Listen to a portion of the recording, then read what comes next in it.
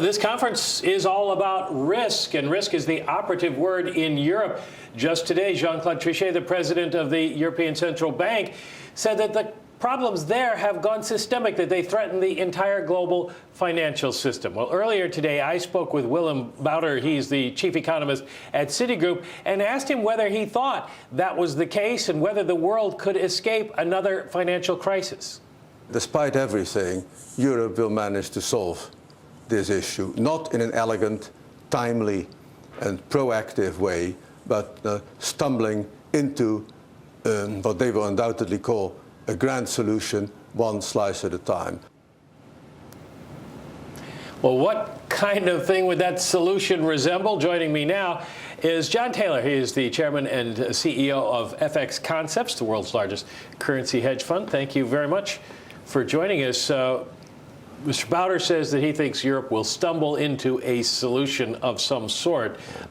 Do you think they can get through this? And if so, what would the solution look like? Well, I think that, in the near term, they probably will get through it. But I do believe that we will have continuing crises probably going out for 5-10 years dealing with the Eurozone until they finally reach a conclusion to restructure it in some significant way.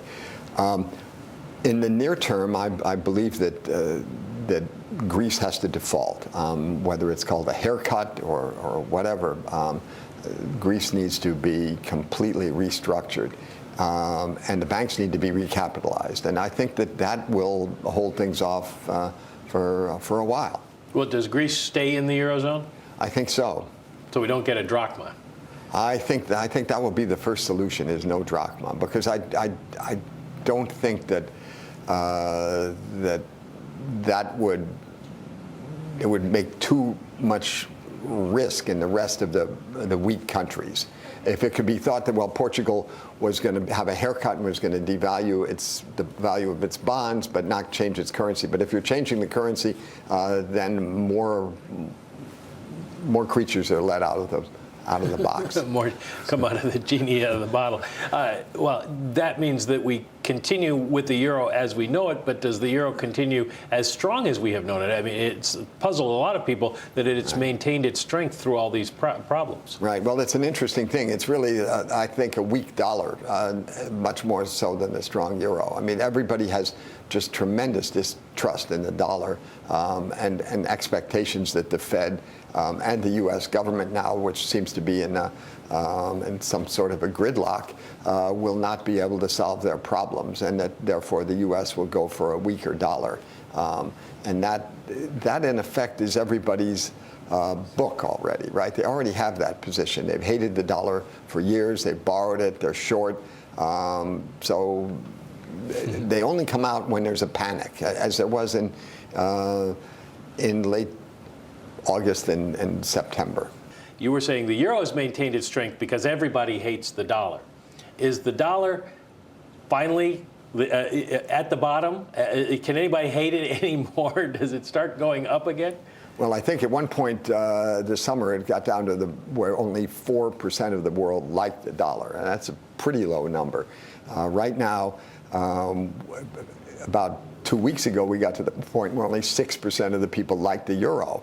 This is a really amazing teeter-totter that we're going through.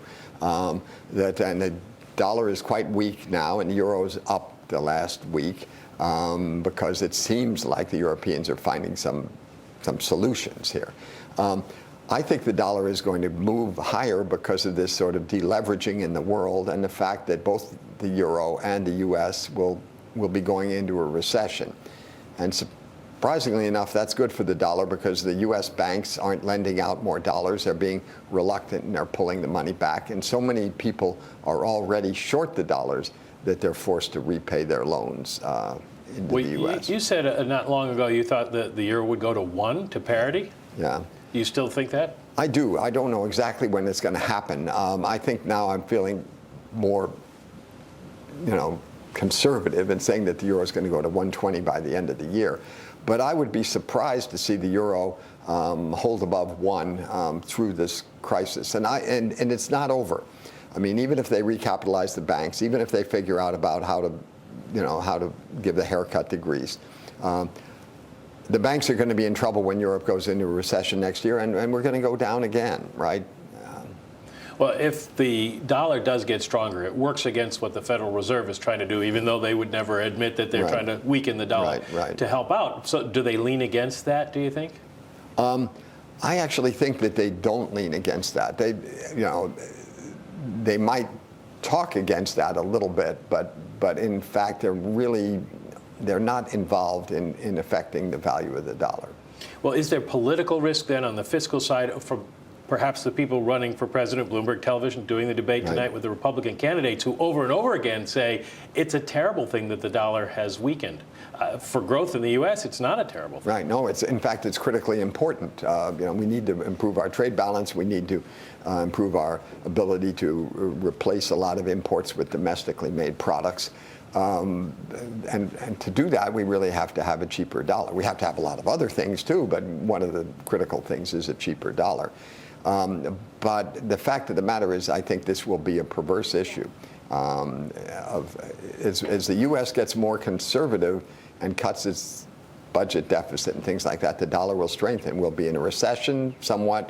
The dollar will strengthen. My only question is, when the Republicans get in, and I do believe they will get in 2012, how much of a recession will they like and can they take before they start to hit the button and spend money? I guess we'll find that out in 2013. John Taylor, thank you very much, the chairman and CEO of FX Concepts.